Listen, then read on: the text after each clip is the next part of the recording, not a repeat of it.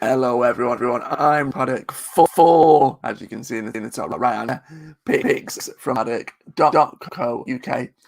It's 10:30 a.m. It's Tuesday morning, and it is time for today's tips.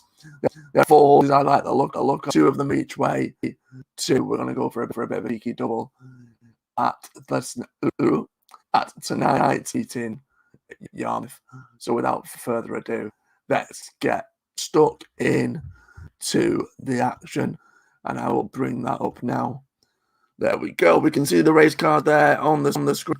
First race, first selection. We have to wait until final race on the car up at red car, and it is 5:05. Current market leader, we've got Jet Set Go. It's really like the raced for 8-year-old. So actually stepped foot on the race 6 times. Best performance came on return. She was second recently. That was at Nottingham. Well back favourite. Has only gone up £1 for that effort and should be on the scene once again. We've got Written Broadcast, who's also another maiden, a 15 race maiden, but did produce a hand top 3 finishes recently. And we've got a maiden as well, near the head of the betting, with Gleneffer, who produced a much improved run, and fourth Hamilton at last time. Off the same mark day, likely to give another good account of themselves, and another equally solid performance is expected. We've also looking through the field as well. We've also got a quartet of former course winners in the lineup, but you can obviously through the field there. I'm looking through that lot. However, got the likes of, let's see there, got the likes of Dirtshall, and I'll be good. But perhaps a bit long tooth now. Perhaps they're back behind them. But other two course winners, Hard Solution and Cas Test, need serious consideration. Castle Test is unbeaten at red car. One run resulting in a win here back in, I think, 2016. And what's very interesting and certainly noting is that race came almost exactly 5 years to the day. That time it was 30th of May. We're now at the slap bang at the beginning of June, and it came on the exact same mark as the horse running off this afternoon.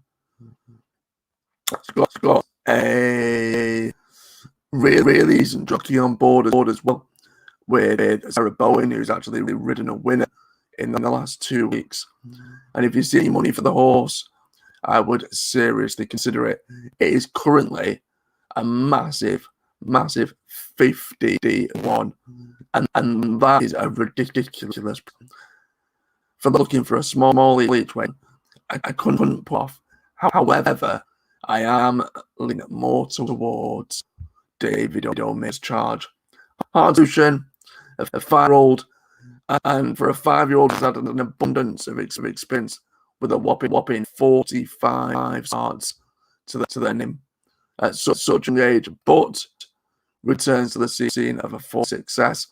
His record here is 1 win, 1 second from just 2 starts at Redcar. What's also very interesting and worthy of note is his success under the same jockey, Hugh Ennis. But the horse was off of 61 on that day, and is now linked up with a rating of 48. Matt takes off £5. The horse on a very attractive mark. Decent raw. Represent the top yard. I'm quietly confident about this one's chances. A Hard Solution in the 5:05 at Redcar to kickstart the first of my 4 selections. We go from what is the last race on the card to what is the first race card, just 15 metre. We head on south to Lingford Field in 5:20. Mile 2 furlong handicap. It's a class 6 race for 3-year-old. And in this, we have the short price favourite Celestial Steel, who did really well to win a very competitive race on their reappearance last time, and is likely to improve on that effort. How consistent Gary Moore's runner is still up for debate, and at current price of 15-8, I have to look elsewhere. And the one to side with is going to be ridden by Haley Theta, who I hope we can get things off the right way and make a good start here at Limit. Turner's is Pump It Up, who showed a much better effort than a third of the year. It finished fourth. It was actually fourth behind Steel Point. But there's a massive shift in since then for Richard Spence runner, and I expect them to go much closer. Whether or not they can reverse that form, I'm not 100% certain. It was 7 length that day, but it's now much more favourable wise. I think that 7 length feet is something horse can overcome. Certainly, it's a lot closer. I think it also improved drastically for the 2 furlongs that it's got travel here.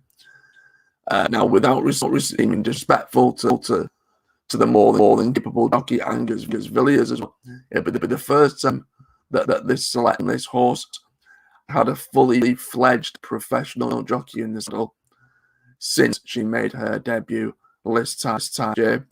She's the type that again improved for this extra trip, improved the further she got better.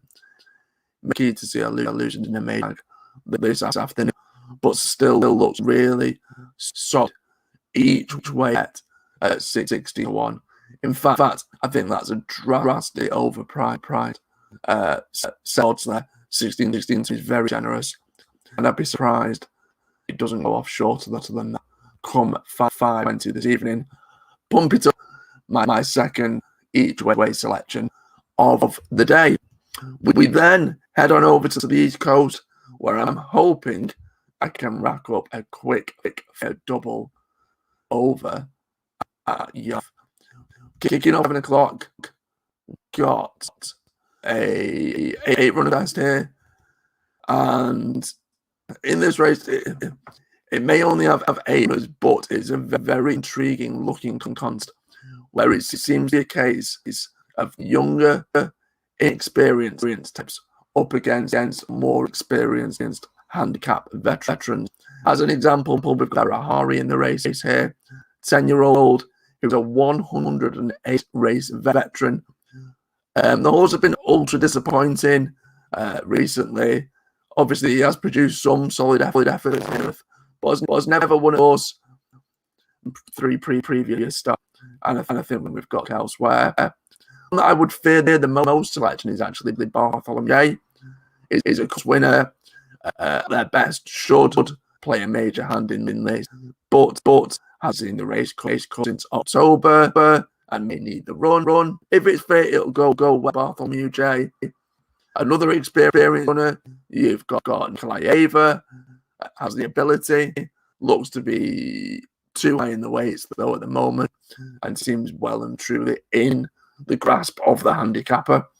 Now, with less runs under the belt, you've got Pax Britannica, some fantastic all-weather passes, but their form is absolutely atrocious. 8th and 11th of 15, and 7th of in 3 starts. Hales was from a side, so you couldn't really disagree him completely, but there's a lot more appealing as far as concerned. So all that being said, however, I am going to be taking the slightly obscurer path, so I say, in siding with a maiden. Byron Hill yet to taste success in 6 career starts, but I'm hoping that his gelding operation and obviously returning to action relatively recently should see him vast improvements, likely to be much for his recent return and effort. Jamie's better, but look to ride that again, and if anything over 1 mile 6, we'll see him grab his first victory. That's Byron Hill, first leg of the double at Yarmouth this evening. Now, if we manage to land this leg, then we have to wait just 30 minutes for the next race, 7:30. And if the second leg can land, then we'll have that double up. Now, I'm hoping that the favourite Cloudy Dawn can do the business and remain unbeaten. It's race won twice. This will be a handicap debut. She's been given a decent mark in what it doesn't look the most competitive level of opposition. Looking for the field, you've got Panette, who's done very little wrong in 4 starts, and has experience on their side. But James Ferguson's runner was a beaten favourite last time, yet the win on the turf. The one that I think could give our selection the most to worry about would be former course winner Sugawali. But again, within the 204-day break, massive marks over the fitness. So I think, you know what, the Haggis Fallon, well, 15 to us is a very generous price. I know he's drifted a lot, and others have attracted support, but I can't see it being as big as 15 to 8 coming off this evening. Dawn to remain unbeaten in 7:30 at Yarmouth this evening. So with that in mind, folks, if I bring up the selections, Tuesday's tips, 5:05 at Red Car, Hard Solution, 5:20 at Lingfield, Pit Up. Both of those are read. And then we've got a key little double at Yarmouth evening. Hill and Cloud on to win in the 7 o'clock and 7:30 respectively. I have Rory Paddock, 4 pin the paddock.co.uk. Those are today's tips.